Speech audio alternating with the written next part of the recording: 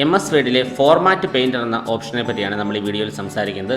ഇപ്പോൾ ഇവിടെ സാമ്പിളായിട്ട് ഞാനൊരു പാരഗ്രാഫ് എടുത്തിട്ടുണ്ട്.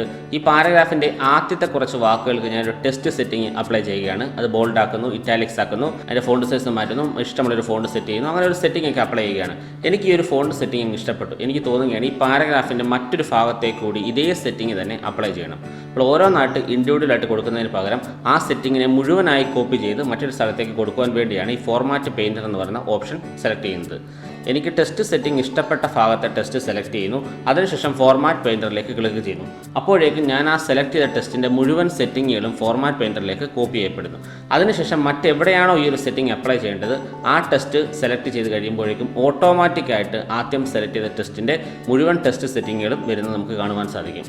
ചില സാഹചര്യങ്ങളിൽ നമുക്ക് ഒന്നിൽ കൂടുതൽ സ്ഥലത്തേക്ക് ടെസ്റ്റ് സെറ്റിങ്ങുകൾ കോപ്പി ചെയ്യണമെന്നുണ്ടെങ്കിൽ നമുക്ക് ഇഷ്ടപ്പെട്ട സെറ്റിങ്ങുള്ള ടെസ്റ്റ് കോപ്പി ചെയ്ത ശേഷം ഫോർമാറ്റ് പെയിൻറ്ററിൽ ഡബിൾ ക്ലിക്ക് ചെയ്യുക. അങ്ങനെയാണെങ്കിൽ നമുക്ക് ഒന്നിൽ കൂടുതൽ സ്ഥലത്തേക്ക് ഈ ടെസ്റ്റ് സെറ്റിങ്ങുകൾ കോപ്പി ചെയ്യാൻ സാധിക്കും. അങ്ങനെ നമ്മൾ ഇഷ്ടമുള്ള സ്ഥലത്തെല്ലാം കൊടുത്ത ശേഷം ഫോർമാറ്റ് പെയിൻറ്ററിനെ സിംഗിൾ ക്ലിക്ക് ചെയ്തുകൊണ്ട് ഡിസേബിൾ ചെയ്യാവുന്നതുമാണ്.